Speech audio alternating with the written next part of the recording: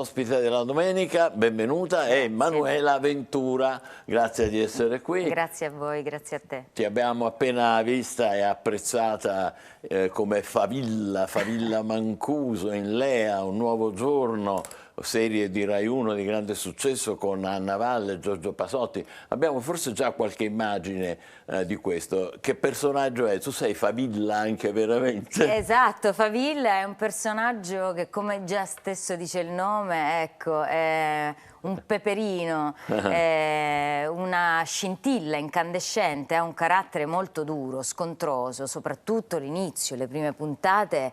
Devo dire che ho ricevuto dei messaggi da amici e non amici, ma rimarrai così fino all'ultima puntata. Ti è stato facile perché sei un pochino così veramente oppure no? Allora, un po' un pizzico devo dire che c'è di mio, perché a volte sono tagliente anche nella vita, però certo Favilla tocca un apice al quale io tendenzialmente non arrivo. Com'è stato con il rapporto con Anna Valle? Voi già vi conoscevate, avevate fatto insieme un'altra cosa, no? Sì, abbiamo fatto insieme per 3 stagioni questo nostro amore e lì è nato un amore tra me ed Anna, cioè siamo diventate amiche. I personaggi di Teresa ed Anna della fiction ci hanno permesso poi di trovare tra di noi invece un'amicizia, per cui ritrovarci sul set è stato veramente bello, perché c'è una complicità, un'alchimia quando siamo in scena insieme, particolare, dolce ma anche divertente. Ma questo è importante per la realizzazione, per la resa di una fiction o di uno spettacolo, oppure se c'è meglio, se no pazienza? Per me devo dire che è una carta vincente, perché si crea un clima di familiarità che ti permette di essere anche più naturale, più spontaneo, più credibile. Forte anche Giorgio Pasotti, no? Molto, non è moltissimo. Male, Bel ragazzo, oltre che bravo. Sì, assolutamente. Io non lo conoscevo e anche con lui sono capitati momenti anche veramente di divertimento. Una squadra fortemente affiatata grazie anche alla guida appunto di Isabella Leoni, che ha gestito la regia di questo progetto. Sì. Tu in che cosa sei diversa invece da Favilla? Cos'è che ha Manuela e che Favilla non poteva avere? Ma forse non ho questa sua capacità di cercare sempre a tutti i costi l'ultima battuta. È estenuante. Io invece sono più pacata e sto più ad ascoltare. Mi piace di più ascoltare che intervenire. Però insieme condividiamo questo sguardo un po' ironico sulla vita, anche di prenderci un po' in giro, in qualche modo. Anche Favilla, lo vediamo nel corso delle puntate, si vede che la sua reazione così dura deriva da una fragilità, comunque da una vita personale non così rosea e così forte come sembrerebbe apparire. Questo tuo bel carattere invece da dove viene? Dalla famiglia, forse la mamma, il papà? Ma sì, sicuramente in famiglia io ho trascorso un'infanzia, un'adolescenza molto di affetto. È uno dei valori, quelli della famiglia, che mi accompagna. Famiglia catanese? Famiglia catanesissima, con una derivazione messinese, però siciliani siamo. Beh, ci mancherebbe. Allora, recentemente hai fatto anche cose più impegnate, cioè non che questo non lo sia, ma insomma, qui parliamo di teatro classico, Euripide, Le Baccanti. Vogliamo vedere qualche momento? Che esperienza al Biondo? Siamo stati anche al Biondo con questa produzione del Teatro Stabile di Catania, che è Le Baccanti, ed è con la regia di Laura Sicignano. Ecco, infatti questo Dioniso, queste sono le Baccanti, Penteor, interpretato da Aldo Ottobrino. Le Baccanti, che è stato uno spettacolo travagliatissimo, perché avevamo cominciato a metterlo in prova nel 2020, poi è arrivato il Covid e dunque per le restrizioni si è fermato, diciamo si è fermato in un'altalena, perché le prime avvisaglie di riapertura, per cui si è rimesso in prova, poi di nuovo bloccati, per cui è stato un parto, una gestazione lunghissima. Senti, ma il tuo personaggio che soddisfazioni ti ha dato? Grandi e paurose insieme. Allora, affrontare Dioniso, che è il personaggio che interpreto per un'attrice credo che sia un'esperienza appunto mistica e tremolante, perché è una divinità, tra l'altro è la divinità rappresentativa del teatro, dunque è stata una scommessa e tra l'altro nella mia minuta conformazione rappresentare una divinità anche fisicamente non è stato semplice da immaginare, eppure grazie al lavoro di squadra in realtà la divinità è poi diventata grande perché è appartenuta a tutti i personaggi sulla scena. Sei molto versatile perché abbiamo visto diciamo serie televisive diciamo per il pubblico generalista, Baccanti, ma adesso vedremo anche qualcosa di impegnato, qualche immagine da Rocco Chinnici, che è ucciso dalla mafia, un magistrato importante. Era un film per la televisione anche quello? Era un film per la televisione con la regia di Michele Soavi e il protagonista Sergio Castellitto, e io ho interpretato Tina Chinnici, cioè la moglie del magistrato. Posso dirti che io mi ricordo un momento in particolare. Ero a Roma quando ho appreso di aver vinto il provino che avevo fatto e pensavo fortemente ad alcuni dei miei amici, fratelli con i quali mi confido e mi confronto quando devo affrontare un lavoro. In quel caso ricordo che pensai a Claudio Gioè, per dire che è un personaggio popolarissimo, un caro amico, per tutti gli italiani. E pensavo che avrei voluto telefonata che non mi hai fatto, ed piangevo durante quel tragitto che ho fatto per strada, perché affrontare una storia come questa, un personaggio realmente esistito come quello di Tina Chinnici, ha messo addosso una responsabilità grande, importante.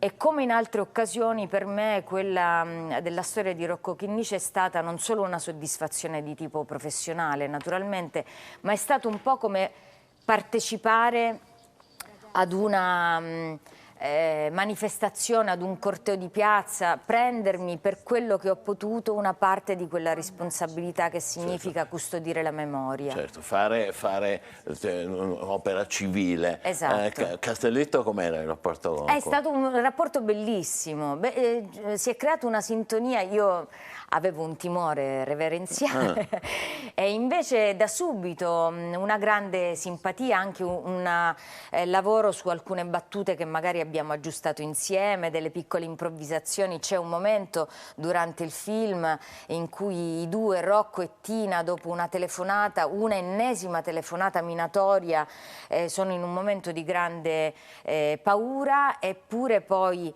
Rocco Chinnici e dunque Sergio Castellitto mi prende la mano per fare questo piccolo valzer intorno al tavolo della sala da pranzo, ed è stato un momento molto bello. Bello, complimenti. Torniamo allora al tuo rapporto, alla tua popolarità con questo nostro amore, con Anna Valle, Neri Marco Re. Vediamo qualche immagine, qui siamo tra il 2012 e il 2018, sempre su Rai 1, ed è la serie che ti ha fatto conoscere al grande pubblico. Che effetto ti ha fatto questo successo in crescita? In crescita, sì, non me lo aspettavo, è stato veramente travolgente per me. Dopo le prime puntate, scendere giù, aprire il portone e la signora del negozio delle bombole, del panificio, tutti entusiasti, perché poi è come se fosse un traguardo raggiunto insieme alle persone che conosci, che ti vedono tutti i giorni. E io mi sono sentita con una famiglia allargata e di famiglia. Questo mi ha permesso di raggiungere Teresa Strano, questo personaggio bellissimo scritto dalla penna di Stefano Bises e diretto per le prime 2 stagioni da Luca Ribuoli e poi da Isabella Leoni, che è un personaggio che è arrivato dalla Sicilia con la sua riga nel mezzo, il suo vestito nero, castigata, tutti gli stereotipi dell'entroterra siciliano, e che invece con grande intelligenza e curiosità, con questi suoi occhi grandi, ha poi conquistato una vita nuova e quindi si è evoluta anche grazie all'amicizia con Anna, interpretata da Anna Valle. Senti, un'ultima cosa, poi voglio parlare soltanto di te. Un altro personaggio con cui hai collaborato in niente meno che in Montalbano. Qui siamo nel 2006, c'è forse una fotografia con Luca Zingaretti. Che rapporto hai avuto con Luca? Allora, era uno dei tuoi miti? O... Come no, quello è stato il mio debutto in televisione, quindi l'emozione grandissima per essere diretta da Alberto Sironi, il grandissimo regista, e di incontrare Luca Zingaretti. Io ricordo il mio ingresso in questo palazzo dove abbiamo girato e io che non sapevo se dovevo andare dalla scala di destra alla scala di sinistra, rossa in viso per l'emozione, e vedo in lontananza Luca Zingaretti seduto sulla sua sedia con un libro in mano. Mi avvicino, lo saluto e lui mi guarda, ci scambiamo così poche chiacchiere e poi mi fa capire che per affrontare un set devi avere una buona sedia e un bel libro, date le lunghe attese che ci possono essere. Vero, no? Tutti dicono questo, che faccio di grandi attese. Esatto, e lì ho avuto la prova provata che effettivamente ho letto una cosa di Mastroianni che lui diceva la cosa importante è saper aspettare. Esatto, ci vuole una... Lui che è stato un grandissimo. Quindi, dunque, ma la tua passione per il teatro com'è nata? Per il teatro o per la recitazione? È nata con me, perché io lo dicevo da quando ero piccola, ero una bimba, ancora adesso ho una dose di timidezza non da poco, però adesso la so gestire meglio. Quando ero piccola ero taciturna, silenziosa. I momenti in cui invece esplodevo di gioia, di creatività, anche di...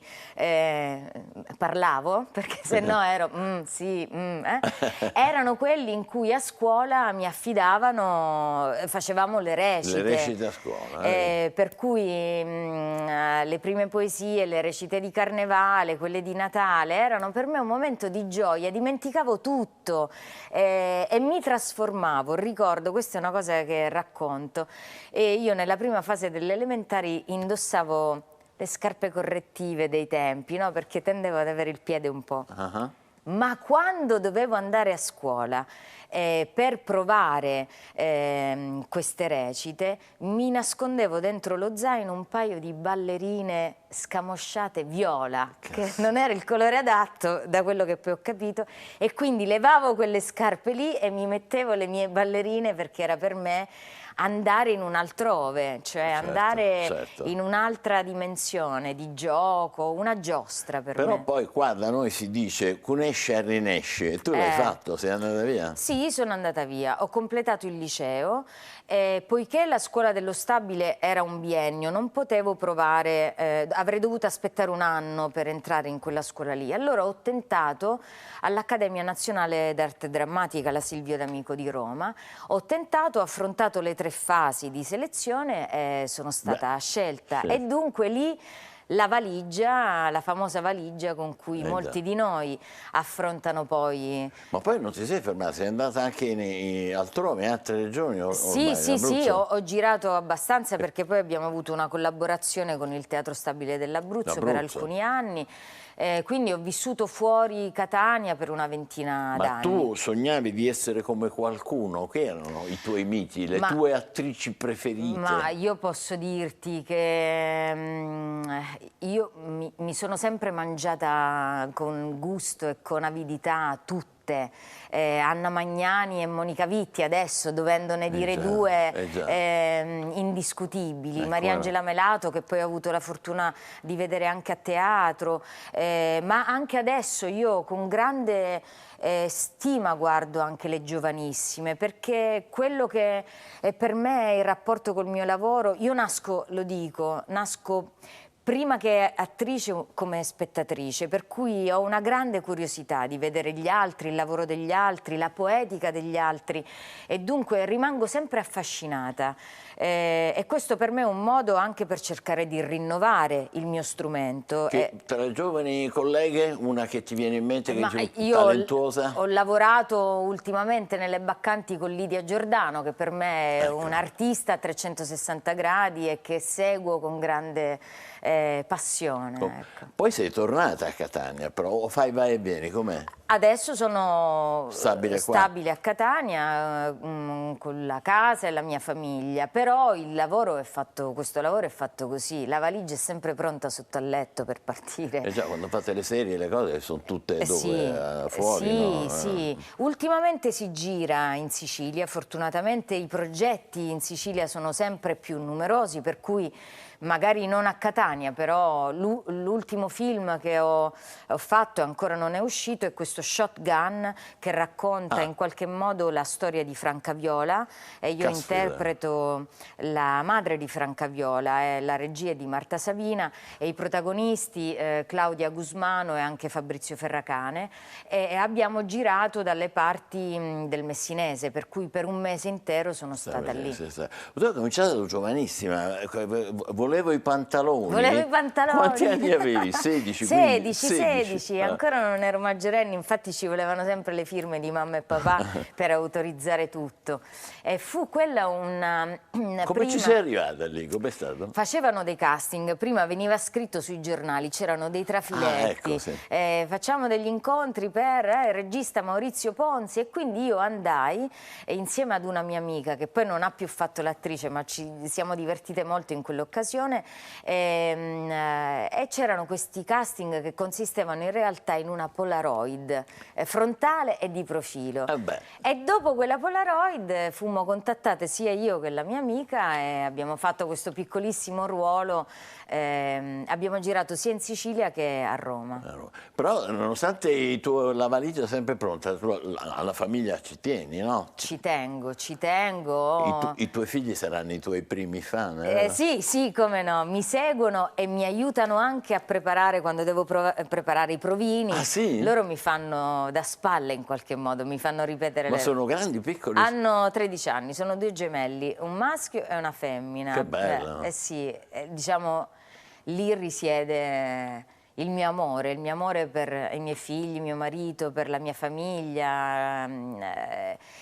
Sicuramente è uno dei valori e delle cose a cui tengo di più, una priorità. E si riesce a conciliare un po'?